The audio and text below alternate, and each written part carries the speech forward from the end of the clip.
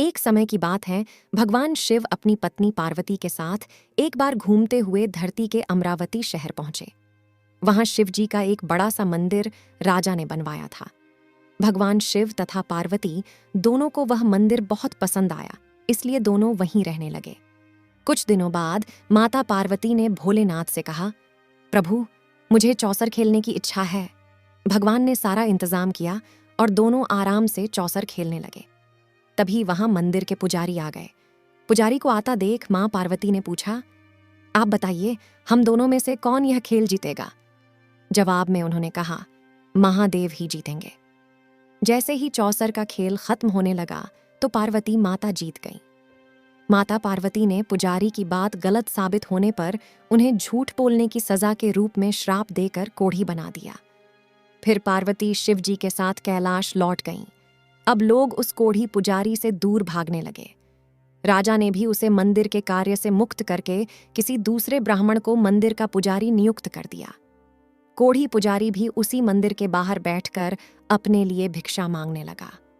कुछ दिनों बाद उस मंदिर में स्वर्ग से अप्सराएं आईं। पुजारी को देखकर उन्होंने उसकी हालत का कारण पूछा। उसने माता पार्वती द्वारा मिले श्राप के बारे में उन्हें बताया। सारी बातें जानने के बाद अप्सराओं ने पुजारी को पूरे 16 सोमवार तक विधिवत व्रत रखने के लिए कहा। पुजारी को इस पूजा की विधि नहीं पता थी, तो उसने अप्सराओं से इसके बारे में पूछा।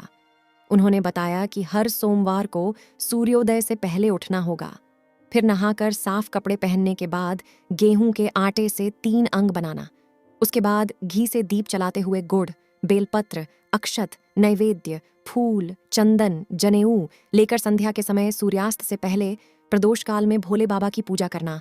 पूजा करने के बाद एक अंग भगवान शिव को अर्पण करना और एक खुद ग्रहण करना। उसके बाद बचे हुए अंग को आसपास के लोगों में प्रसाद के रूप में बांट देना। इस तरह पूरे 16 सोमवार करने के बाद 17वें सोमवार को आटा लेकर उसकी बाटी बनाना, फिर उसमें घी के साथ गुड़ डालकर चूरमा तैयार करना। इसका शिव जी को भोग लगाकर इसे आसपास मौजूद सभी लोगों को प्रसाद के रूप में बांट देना। इस तरह से व्रत करने से भगवान शिव तुम पर प्रसन्न होकर कोढ़ की समस्या दूर कर देंगे। ये सारी बातें बताकर सभी अप्सराएं स्वर्ग को लौट गईं। उनके लौटने के बाद पुजारी ने हर सोमवार को विधिवत व्रत और पूजन किया। 16 सोमवार पूरे करने के बाद 17वें सोमवार को सबको प्रसाद बांटते ही उसके कोढ़ की समस्या दूर हो गई। पुजारी के ठीक होने पर राजा ने दोबारा उस मंदिर में पूजा पाठ करने का जिम्मा उसे सौंप दिया। एक दिन दोबारा भोलेनाथ अपनी पत्नी पार्वती जी के साथ उसी मंदिर में पहुंचे। पार्वती जी ने देखा कि वो कोढ़ मुक्त हो गए हैं, तो उन्होंने पुजारी से पूछा कि ऐसा कैसे हुआ।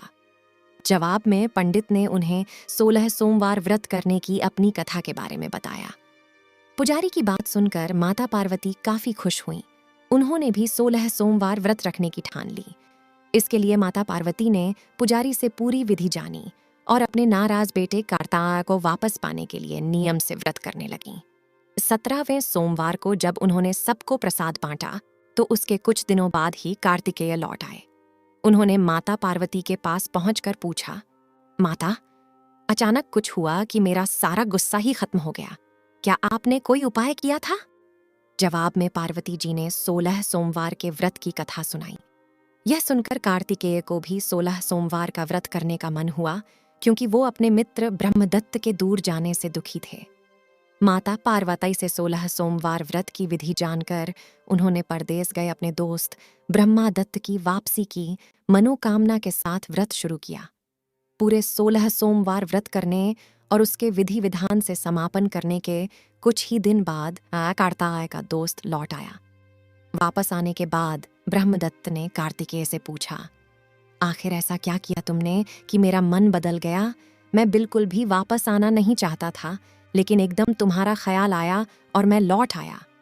कार्तिकेय ने भी अपने दोस्त ब्रह्मदत्त को 16 सोमवार व्रत की महिमा के बारे में बताया। इसके बारे में जानने के बाद ब्रह्मदत्त ने भी व्रत रखना शुरू कर दिया। व्रत खत्म होते ही वह अपने दोस्त कार्तिकेय से विदा लेकर यात्रा पर निकल गया। दूसरे नगर पहुंचते ही ब्रह्मदत्त को पता चला कि राजा हर्षवर्धन ने अपनी बेटी गुंजन के विवाह के लिए स्वयंवर रखा है। राजा की प्रतिज्ञा है कि उनकी हथिनी जिस भी लड़के के गले में माला डालेगी वही उसकी बेटी से विवाह करेगा। उत्सुक होकर ब्राह्मण भी महल पहुंच गए। वहां कई सारे राजकुमार थे। उसी वक्त हथिनी ने अपने सूंड में माला उठाई और ब्रह्मादत्त के गले में डाल दी। राजा ने अपनी प्रतिज्ञा को पूरा करने के लिए ब्राह्मण ब्रह्मादित्य से अपनी बेटी का विवाह करवा दिया। शादी के बाद ब्राह्मण से उसकी पत्नी ने पूछा, आखिर आपने ऐसा कौन सा अच्छा कार्य किया था कि हथिनी ने सबको छोड़कर आपको मेरे लिए चुना? ब्रह्मादत्त ने उसे 16 सोमवार व्रत के बारे में बताया।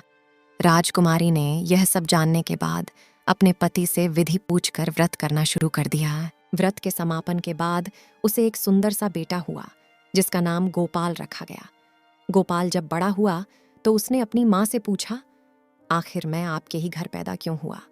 कौन सा शुभ कर्म आपने किया था? गोपाल को उसकी माँ गुंजन ने 16 सोमवार व्रत कथा सुनाई।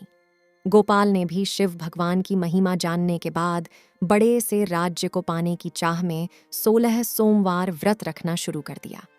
व्रत पूरा होते ही एक दिन पास के ही राजा को गोपाल पसंद आ गया। उन्होंने अपनी बेटी मंगला से उसकी शादी करवा दी। कुछ ही दिनों बाद उस राजा का देहांत हो गया। अब गोपाल ही पूरा राज्य संभालने लगा। गोपाल ने भगवान शिव को धन्यवाद कहते हुए दोबारा 16 सोमवार का व्रत रखा। इसके समापन के दिन उसने अपनी पत्नी से सभी सामग्री पास के शिव मंदिर तक पहुंचाने के लिए कहा। मंगला ने खुद जाने के बजाय पूजा की सामग्री कुछ सेवकों के हाथों मंदिर तक पहुंचा दी। उसी दौरान आकाशवाणी हुई, राजन, तुम्हारी पत्नी ने 16 सोमवार व्रत का आदर सम्मान नहीं किया। अब तुम उसे अपने महल से तुरंत निकाल दो, वरना तुम्हारा सब कुछ खत्म हो जाएगा। गोपाल ने अपनी पत्नी को अपना आदेश न मानने और भगवान शिव के अनादर के लिए महल से निकाल दिया। अब वह भूखी प्यासी दर दर भटकने लगी। उसे जो भी सहारा देता उसका सब कुछ चौपट हो जाता था। एक दिन उसने एक बुढ़िया की सूत की गठरी को छुआ तो सारा सूत हवा में उड़ गया। फिर उसे एक तेनाली ने रहने के लिए घर दिया तो उसके सारे तेल के मटके खुद ब खुद टूटने लगे। ऐसी मनहूसियत को देखते हुए हर किसी ने उसे अपने यहाँ से निकाल दिया। अब उसकी कोई मदद नहीं करता था। प्यास के मारे जब वो किसी नदी के पास पानी पीने के लिए पहुंचती तो वो नदी सूख जाती। फिर एक दिन वह जंगल में पेड़ के नीचे छांव पाने के लिए बैठी। उसी वक्त वह पेड़ सूख गया। देखते ही देखते सारे हरे भरे पेड़ सूखने लगे। कुछ देर बाद वो एक तालाब में पहुंची। वहां का पानी जैसे ही उसने छुआ उसमें कीड़े पड़ गए। ये सब देखकर वो हैरान हो गई और उसी कीड़े वाले पानी को उसने पी लिया। भटकते भटकते एक दिन रानी पुजारी के पास पहुंची। उसे देखकर पुजारी समझ गया कि इसके साथ कुछ सही नहीं चल रहा है। उसने रानी को मंदिर में ही रहने की इजाजत दे दी। रानी मंदिर में सब्जी या फल को हाथ लगाती तो वो सड़ जाते, आटे को छूती तो उसमें कीड़े पड़ने लगते, पानी से बदबू आने लग जाती। यह सब देखकर पुजारी ने कहा, लगता है तुमसे कोई बड़ा अपराध हुआ है जिससे नाराज होकर देवताओं ने तुम्हें दंड दिया है। इस बात के जवाब में रानी ने पुजारी को शिव की पूजा करने के लिए सामग्री से जुड़ी पूरी कहानी बता दी। यह बात जानने के बाद पुजारी बोले, तुम कल से ही 16 सोमवार का व्रत करना शुरू करो। इससे प्रसन्न होकर भोलेनाथ तुम्हें माफ कर देंगे। पुजारी से 16 सोमवार की विधि समझने के बाद अगले ही सोमवार से रानी से व्रत रखना शुरू कर दिया। पुजारी उसे हर सोमवार को व्रत कथा भी सुनाते थे। 17वें सोमवार को जैसे ही रानी ने अपने व्रत का समापन किया, वैसे ही राजा को अपनी पत्नी की याद आई। उन्होंने अपने सैनिकों को उसकी खोज में भेजा और घर वापस लाने का आदेश दिया।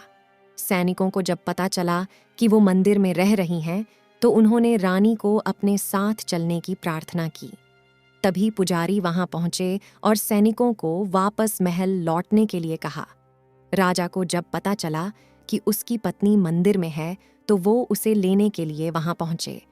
उन्होंने पुजारी से माफी मांगी और सब कुछ बताया।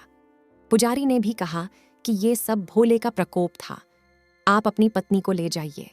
राजा और रानी के महल पहुंचते ही वहां खुशियां मनाई जाने लगीं।